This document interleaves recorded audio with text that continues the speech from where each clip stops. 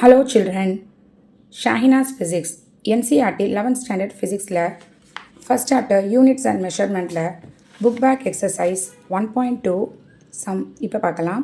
A 1 kilogram meter square per second square is equal to dash gram centimeter square per second squareல கேட்டிருக்காங்க.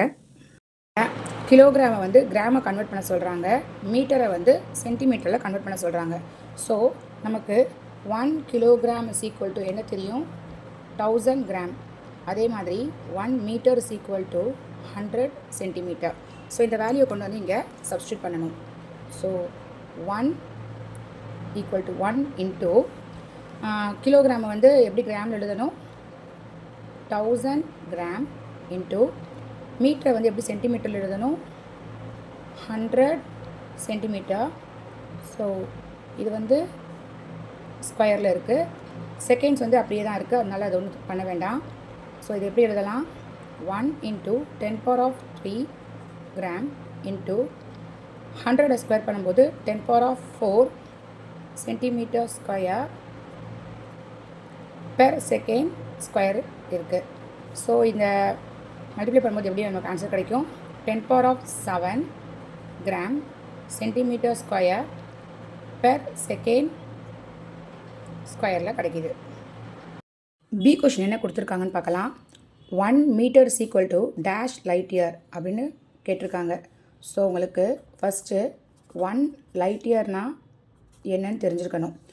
த speed of the light travel in 1 year in vacuum, அதான் வந்து 1 light year. அதாவது ஒரு வருஷத்துக்கு light வந்து எவ்வளோ distance travel பண்ணும் அப்படின்னு கேட்டிருக்காங்க வேக்யூமில். அப்போ 1 லைட் இயரோட ஃபார்முலா வேல்யூ என்ன அப்படின்னா 365.25 days into 24 hours into 60 minutes into 60 seconds into speed of the light in vacuum. இது 3 × 10⁸. இதெல்லாம் மல்டிப்ளை பண்ணால் என்ன கிடைக்கும், 9.467 இன்ட்டு 10⁻15 மீட்டர் நமக்கு கிடைக்கிது. இதுதான் வந்து லைட் இயரோட வேல்யூ, அதாவது ஒரு இயருக்கு லைட் ட்ராவல் பண்ணுற டிஸ்டன்ஸ். ஸோ இதை வந்து 1 மீட்டரை வந்து லைட் இயரில் கன்வெர்ட் பண்ணி கேட்டிருக்காங்க. So 1 metre is equal to 1/9.467 into 10⁻15 light இயரில் கன்வெர்ட் பண்ணுறோம். ஸோ இதுக்கு இதை டிவைட் பண்ண நமக்கு என்ன ஆன்சர் கிடைக்கும் அப்படின்னா 0.1056 இன்ட்டு 10⁻−15 லைட் இயர். ஸோ இதை நம்ம சயின்டிஃபிக் நோட்டேஷன் பிரகாரம் தான் எழுதணும். ஸோ 1.056 இன்ட்டு 10⁻−16, ஏன்னா டெசிமல் வந்து நம்ம தள்ளி வைக்கிறனால -16 லைட் இயரை கன்வெர்ட் பண்ணிட்டோம். சி கொஷின் என்ன கொடுத்துருக்காங்கன்னு பார்க்கலாம். 3.0 metre per second square is equal to dash kilometre per hour ஸ்கொயரில் கன்வெர்ட் பண்ணி கேட்குறாங்க. ஸோ நமக்கு தெரியும் 1 kilometre is equal to 1000 metre. அப்போ 1 metre is equal to 1/1000 of kilometre. So அதே மாதிரி 1 hour is equal to 3600 seconds. அப்போ 1 second is equal to 1/3600 hour.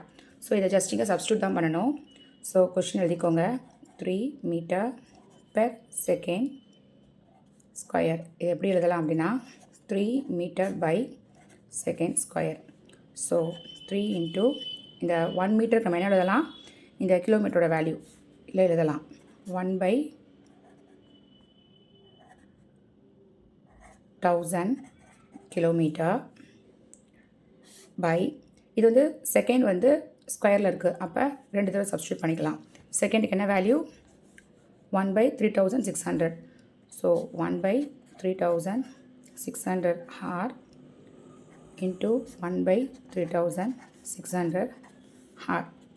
So இது வந்து டினாமினேட்டரில் இருக்குது. ஸோ இது மேலே வரும்போது நியூமரேட்டரில் வரும். ஸோ அது எப்படி எழுதலாம், 3/1000 இன்ட்டு இது மேலே வரும் 3600 into 3600. So kilometre by hour ஸ்கொயரில் இது இருக்குது. சரி, இந்த 2 0 வந்து இந்த 2 0 கேன்சல் பண்ணுங்கள். இந்த ஒரு ஜீரோவை இதில் கேன்சல் பண்ணுங்கள். ஸோ பேலன்ஸ் இருக்கிறத மல்டிப்ளை பண்ணால் we will get the answer 38880 kilometre per hour ஸ்கொயரில் கிடைக்கும். இது நம்ம சயின்டிஃபிக் நோட்டேஷன் பிரகாரம் எழுதும்போது 3.888 into 10⁴ கிலோமீட்டர் பெர் ஹார் ஸ்கொயரில் கிடைக்கும். டி கொஷின் என்ன கொடுத்துருக்காங்கன்னு பார்க்கலாம்.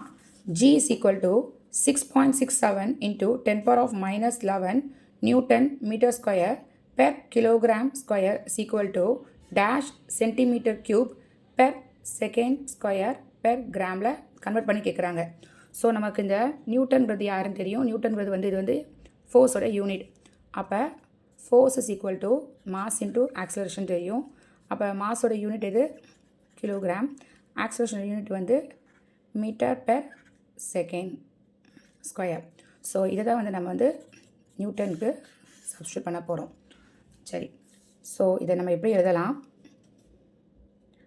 6.67 into 10⁻⁻11 இந்த நியூட்டனுக்கு பதிலாக இந்த வேல்யூ வந்து சப்ஸ்டியூட் பண்ண போகிறோம். So KG metre per second square. இங்கே ஏற்கனவே வந்து மீட்டர் ஸ்கொயர் கொடுத்துருக்காங்க, பெர் கிலோகிராம் ஸ்கொயர் கொடுத்துருக்காங்க. ஸோ எழுதியாச்சு. ஸோ இதை வந்து 6.67 into 10⁻⁻11 இது வந்து இங்கே வந்து கிலோகிராம் வந்து 1 இருக்குது, இங்கே வந்து -2 இருக்குது. அப்போ இது வந்து பெர் கிலோகிராமில் வரும். மீட்டர் வந்து இங்கே 1 இருக்குது, இங்கே வந்து ஸ்கொயர் இருக்குது, அப்போ மீட்டர் க்யூப். செகண்ட் வந்து நமக்கு இது என்ன கேட்டிருக்காங்க ஆன்சர்லேயே பெர் செகண்ட் ஸ்கொயரில் தான் இருக்குது. ஸோ அதை அப்படியே வச்சுக்கலாம். ஸோ இது வந்து 6.67 into 10⁻⁻11 பை, ஏன்னா கேஜி வந்து பெரில் கொடுத்தனால கீழே இறக்கிக்கோங்க. Metre cube second per second ஸ்கொயரில் இருக்குது. சரி, நெக்ஸ்ட்டு 6.67 into 10⁻⁻11 இந்த மீட்டர் க்யூபை எப்படி எழுதலாம் அப்படின்னா இப்படி பிரித்து எழுதிக்கலாம். 1 metre into 1 metre into 1 metre. இந்த பெர் செகண்ட் ஸ்கொயர் அப்படியே வச்சுக்கிறோம். ஏன்னா நமக்கு வந்து ஆன்சரில் வந்து அப்படி தான் கொடுத்துருக்காங்க, அதனால் அதை டச் பண்ணாமல் அப்படியே வச்சுக்கலாம்.